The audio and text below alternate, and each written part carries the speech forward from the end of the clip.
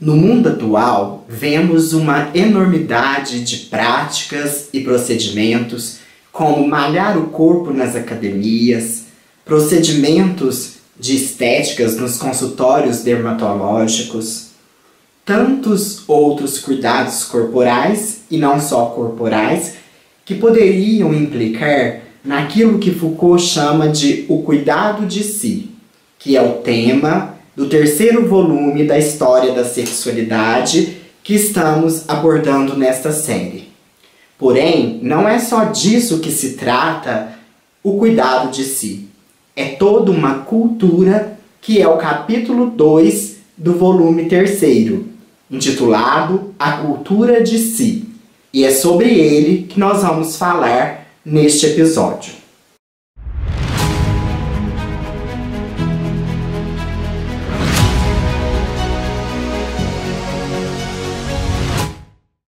A Cultura de Si, capítulo 2 da História da Sexualidade, volume 3, O Cuidado de Si, de Michel Foucault, esse filósofo francês que nasceu em 1926 e morreu em 1984.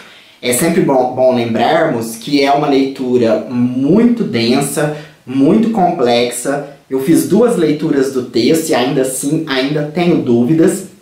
E o nosso objetivo aqui é lermos juntos, apontarmos os nossos pontos de vistas para que possamos juntos chegar a uma conclusão. A cultura de si, então, lembrando que Foucault ainda está retomando os gregos para falar desta história da sexualidade a partir dos gregos. Então ele coloca logo no começo do texto os temas de austeridade sexual que foram por muito tempo dominantes nas obras, né? Ele cita Rufo de Éfeso, Musônio, Sêneca, Plutarco, Epíteto ou Marco Aurélio. Então, ele coloca que havia essa austeridade sexual, ou seja, uma forma muito rígida de se trabalhar com esses temas, eram às vezes tidos como imoralidade, costumes dissolutos, e que isso vai influenciar a moral cristã, que é o que ele vai analisar. Acredito que nos próximos capítulos ele vem trazendo essa moral cristã dos primeiros séculos, né? Século 1 e 2 da era cristã, né? Depois de Cristo.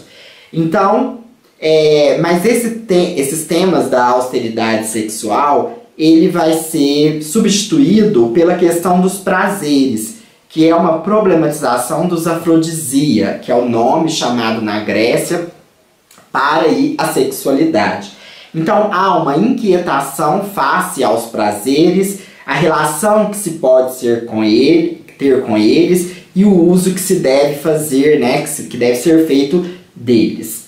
E nessa moral cristã, nessas leis, nesses tratados, vão retomar aos costumes antigos.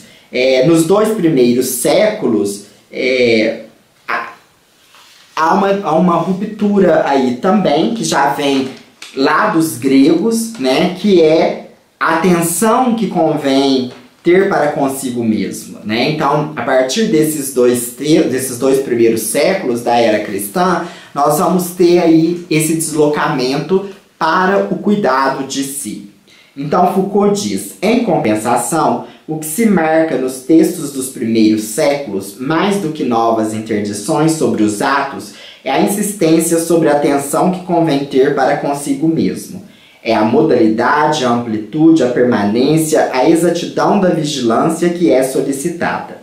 É a inquietação com todos os distúrbios do corpo e da alma, que é preciso evitar por meio de um regime austero.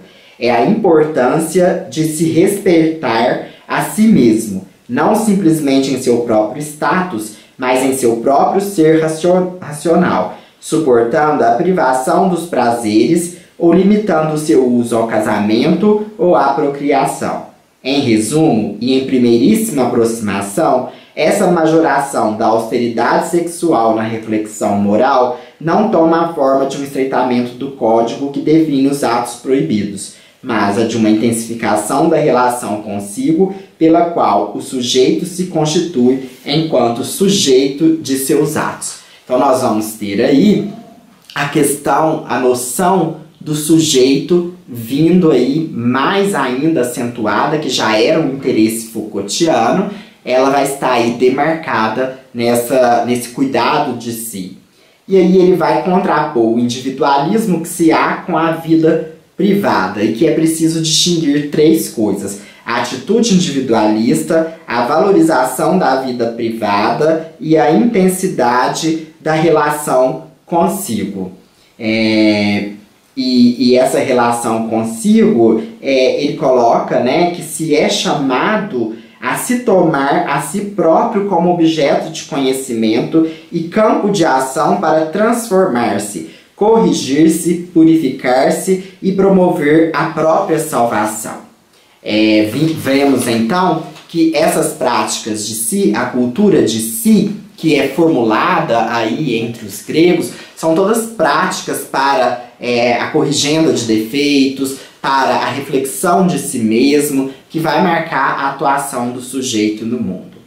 E então ele diz que as exigências da austeridade sexual que foram expressas na época imperial não parecem ter sido a manifestação de um individualismo crescente. Seu contexto é, antes de mais nada, caracterizado por um fenômeno de um bem longo alcance histórico, mas que conheceu nesse momento seu apogeu, o desenvolvimento daquilo que se poderia chamar uma cultura de si, na qual foram intensificadas e valorizadas as relações de si para consigo.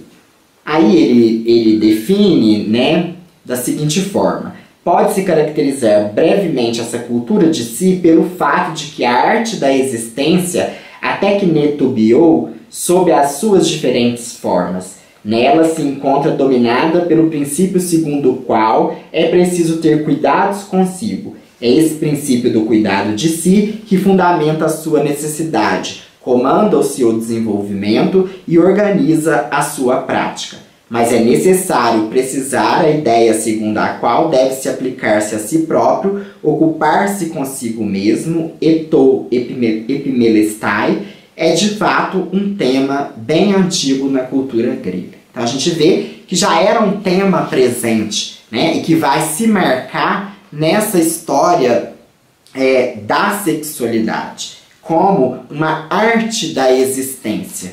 E ele define essa arte da existência, que vai ser a estética da existência, a terceira fase Foucaultiana, como que é a gente se reconhecer como uma obra de arte, né? Ele tem essa expressão. Ele define assim, é uma citação bem grande, peço licença para fazê-la. Ora, é esse tema do cuidado de si consagrado por Sócrates que a filosofia ulterior retomou e que ela acabou situando no cerne dessa arte da existência que ela pretende ser. É esse tema que, extravasando de seu quadro de origem e se desligando de suas significações filosóficas primeiras, adquiriu progressivamente as dimensões e as formas de uma verdadeira cultura de si. Por essa expressão, é preciso entender que o princípio do cuidado de si adquiriu um alcance bastante geral. O preceito segundo o qual convém ocupar-se consigo mesmo é, em todo caso, um imperativo que circula entre numerosas doutrinas diferentes. Ele também tomou a forma de uma atitude, de uma maneira de se comportar, impregnou formas de viver.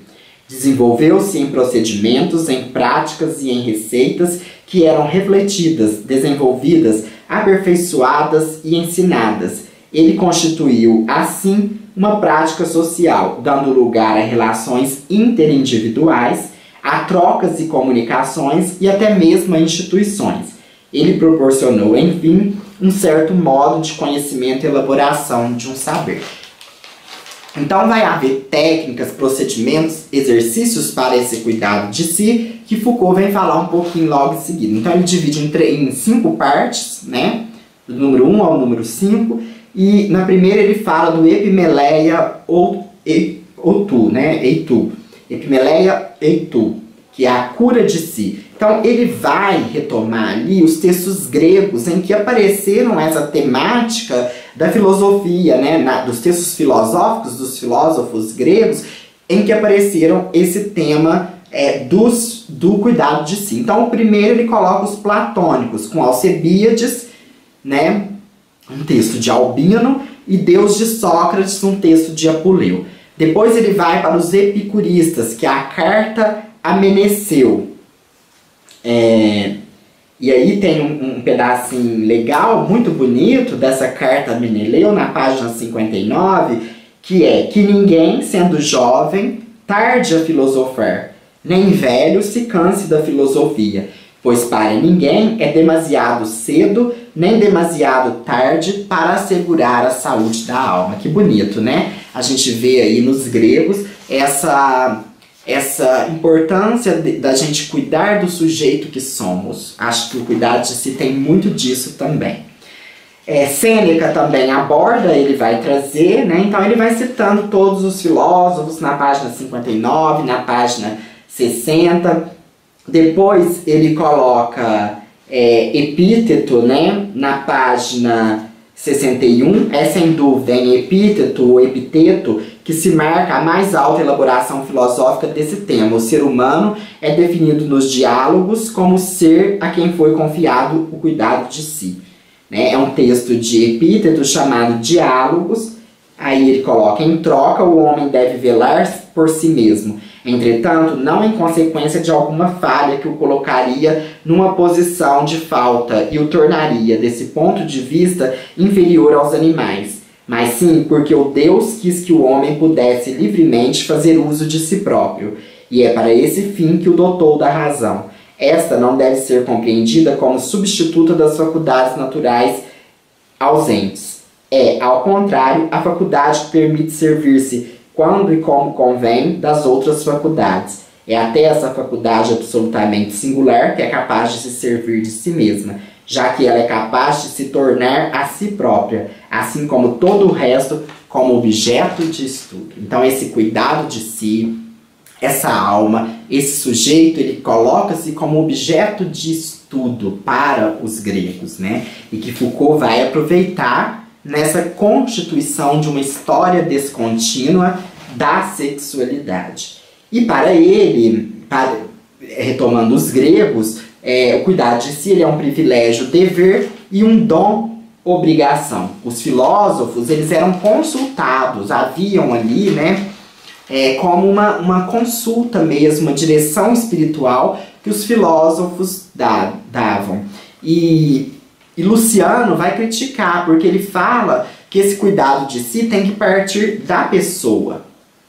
Mas os filósofos exerceram esse importante papel. Depois, no tópico 2, ele explica o termo epimeleia, que implica um labor, né? Não é apenas um cuidado de si do nada, mas exige todo um trabalho, as ocupações, né?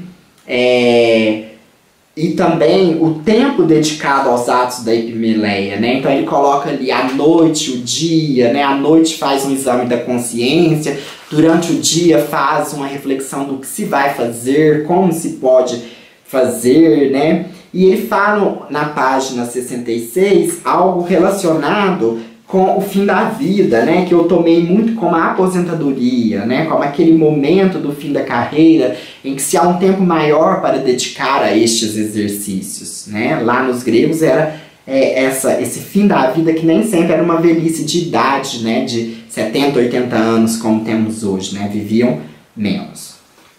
E também na página 66 ele retoma a escrita de si, que é um texto até que ele escreve, acredito que um pouco antes de publicar este daqui, que foi em 1984, ele publica em 1983 a escrita de si numa revista, num compêndio, né?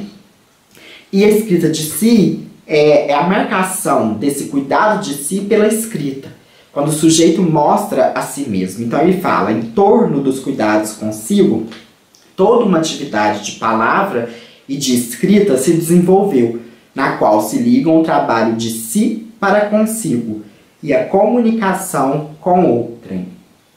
Então, essa questão do cuidado de si e o outro, também, né, é muito marcado somente vai haver esse cuidado de si a partir de um cuidado com o outro. Quando no exercício do cuidado de si faz-se apelo a um outro, qual adivinha-se que possui a aptidão para dirigir e aconselhar, faz-se uso de um direito, e é um dever que se realiza quando se proporciona ajuda a um outro, ou quando se recebe com gratidão as lições que ele pode dar. No tópico 3, ele vai abordar uma comparação do cuidado de si com a prática médica, né? Uma correlação com o pensamento e a prática médica, a filosofia e a medicina, ambas cuidando do patos, das paixões, né? De onde vem o vocábulo patologia, né? O estudo das paixões, que depois veio a ideia de doença, né? Uma ideia de passividade do corpo tomado pelas paixões, do corpo adoecido. E aí ele põe na 71, formar-se e cuidar-se são atividades solidárias. Então, o conhecimento e o cuidado do corpo, a filosofia e a medicina, né? A filosofia enquanto conhecimento, a medicina, cuidado com o corpo, são correlatas. E também a aproximação entre a medicina e a moral, onde ele traz, na página 74, a prática de si implica que o sujeito se constitua face a si próprio, não como um simples indivíduo imperfeito e ignorante que tem necessidade de ser corrigido, formado e instruído, mas sim como um indivíduo que sofre de certos males e que deve deles cuidar, seja por si mesmo, seja por alguém que para isso tem competência. Por fim, o princípio délfico, né, ele aborda também ali no tópico 4º, que é o conhece-te a ti mesmo, quando Sócrates responde só sei que nada sei. Esse princípio délfico é também um resumo, uma técnica de si. Coloca depois, também ainda no 4º, né, dividido em 3 tópicos, alguns tipos de arte de si. Então, os procedimentos de provação, que são aqueles procedimentos de abstinência, que você vai buscar a virtude, né, que era comum aos epicuristas e aos estoicos. Depois, o exame de consciência, que é esse, inclusive, até que a gente falou a respeito de se fazer à noite, é um ensinamento pitagórico de Pitágoras, e o trabalho do pensamento sobre ele mesmo. Epíteto usa algumas metáforas para isso, né? É o vigia noturno, o verificador de moeda, o argirônomo, que ele vai explicar o que é cada um desses lá no texto, que não vamos falar aqui para não ficar muito comprido. Então é o trabalho de pensar sobre o pensamento, né? O homem que sabe, né? No tópico 5º, encerrando ali a sua dissertação, ele coloca uma expressão epístrofe eis eiton, né? Epístrofe eis eiton. O objetivo geral das práticas de si,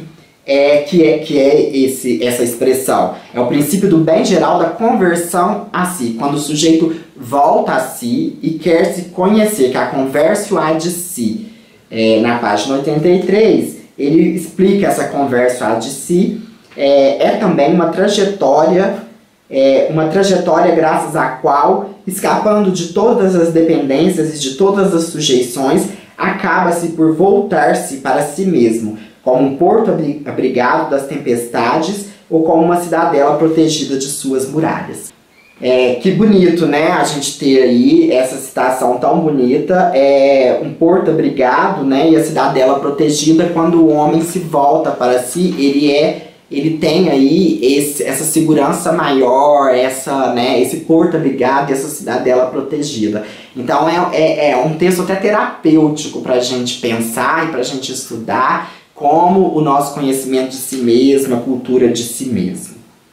E ele ainda coloca que também, na página 84, essa relação consigo que constitui o termo da conversão e o objetivo final de todas as práticas de si, diz respeito ainda a uma ética do domínio. Por isso que a ética estética da existência, né? Do dominar-se a si. Então, o prazer consigo, gaudium ou letícia, como epíteto, né, chama, se eu não me engano, é não fazer as práticas de si forçado, mas com prazer. Então, essa prática de si, ela não traz